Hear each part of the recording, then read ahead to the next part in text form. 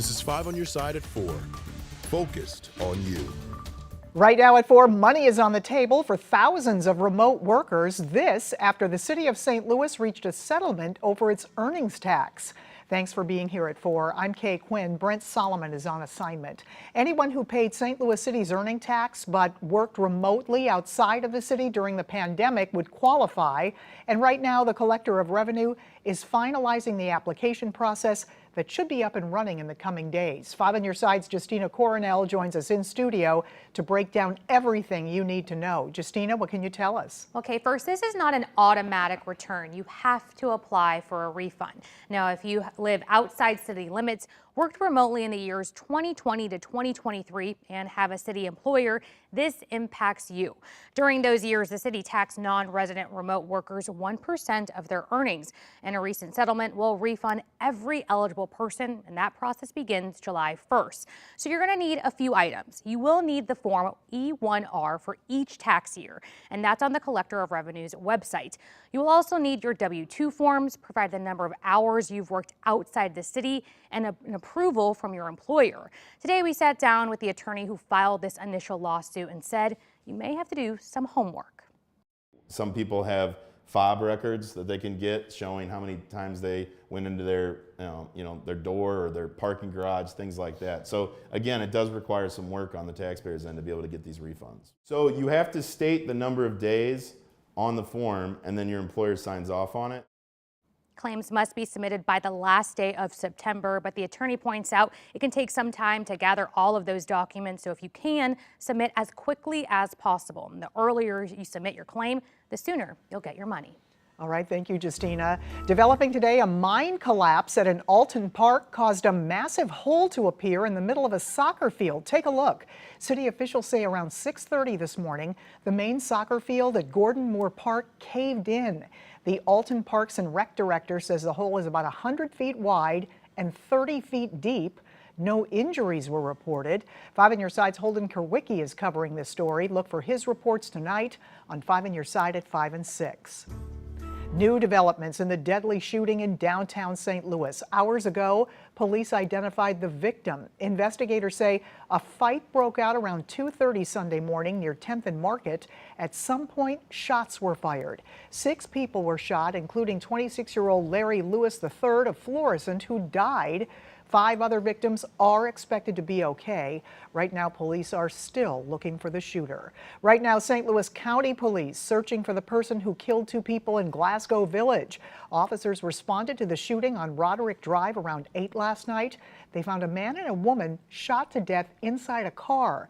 If you have any information, contact police or Crime Stoppers anonymously at 866-371-TIPS. A man is now facing charges in last month's crash in Swansea that killed a mother. Yesterday, Jacob Hall was charged with aggravated DUI causing death and reckless homicide. 27-year-old Carly Langley died in the May 2nd crash. Hall will appear in court tomorrow. Rain pushing out of St. Louis, but not before causing more delays for our St. Louis Cardinals. They're playing a doubleheader against the Atlanta Braves today. The rain pushed that first game back about an hour. Chief Meteorologist Scott Connell here now with a first look at the forecast. How do things look for Game 2, Scott? Oh, I think we're in pretty good shape this evening. It's certainly better than 103 degrees, with it feeling like it's 110 to play baseball, right? Okay, we got our standards here. We're talking the rain moving out, lower humidity air pushing in, and comfortable air as well. As you look at our Weather First Doppler radar, the closest rain to St. Louis right now is a few spritzes and sprinkles that are over the farm fields out in eastern portions, it looks like, of Clinton County and into Fayette County. Far to the south and east of St. Louis, you have to go to find steadier rainfall. It's been continuously moving here ever so slowly and weakening as it moves away from St. Louis. And this is what's coming in behind the rain, the clearing line and lower humidity, comfortable temperatures. Now, we've been in the 70s most of the day because of the clouds and that rain, but now we've bounced back into the lower 80s in St. Louis as that sun has made an appearance. Mid-80s to our north and west. We'll still go up a couple more degrees this evening, and we'll see temperatures dropping back into the 70s by 9-10 o'clock tonight. So if you're heading over to Busch Stadium, it's a fine evening for sure for baseball.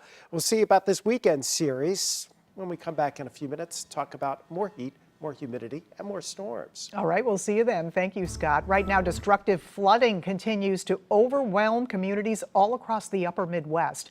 Multiple rivers are swollen to levels not seen in years, and receding water presents more flood risk to those downstream. Laura Aguirre reports on the catastrophic flooding impacting thousands. Raging floodwaters around the Rapidan Dam in southern Minnesota finally claimed this house, teetering on the edge of the Blue Earth River. Local officials say the dam, built in the early 1900s, is in danger of imminent failure. We're seeing trees, whole trees, just flowing right down the river, which is an incredibly important reminder for folks to stay away from the water and stay safe. Water levels on the Minnesota, Missouri, and Mississippi rivers will see their highest levels in at least a decade, say forecasters, with a number of communities already accessible by boat. It's heartbreaking to see anything like this. More than 20 river gauges across the upper Midwest hit major flood stage, with more rain expected in flood-soaked areas Thursday. In Iowa, the Little Sioux River has washed over small towns like Correctionville after a levee failed, forcing evacuations there and in several surrounding communities. The Clay County Sheriff's Office confirms one of the flood-related deaths happened there when a man tried to drive through rapid-moving water last Saturday. They need to stay out of the closed roads. They need to stop moving barricades and driving around them. We put them there to keep them safe. Minnesota's governor is telling residents Wednesday to keep their receipts to get financial aid faster as property damage continues to grow by the hour. Until some of the water recedes, we won't have the full picture of that as well. I'm Laura Aguirre for 5 on Your Side. Right now, Missouri is in a state of emergency for potential flooding along the Missouri River in northwest Missouri. This is what it looks like upriver in Nebraska. Hours ago, Governor Mike Parson extended the current state of emergency declaration. He first declared a state of emergency last month due to severe weather. He's charged with a mass shooting on the 4th of July 2 years ago. Why Robert Cremo's case is not ending the way so many thought it would. The U.S. Supreme Court rules against the state of Missouri in a lawsuit against the Biden administration. What former Missouri Attorney General Eric Schmidt is saying about the decision. When the U.S. women's soccer team competes in the Paris Olympics, one very prominent player will be missing. The St. Louisan not on the roster. And we want to remind you to join 5 on Your Side as we celebrate Pride Month. The St. Louis Grand Pride Parade is this Sunday, June 30th at noon. It starts at 10th and Market and runs down Market to 16th Street. If you can't make it downtown, we'll stream the parade live on 5 Plus on your Apple, Roku, or Fire TV.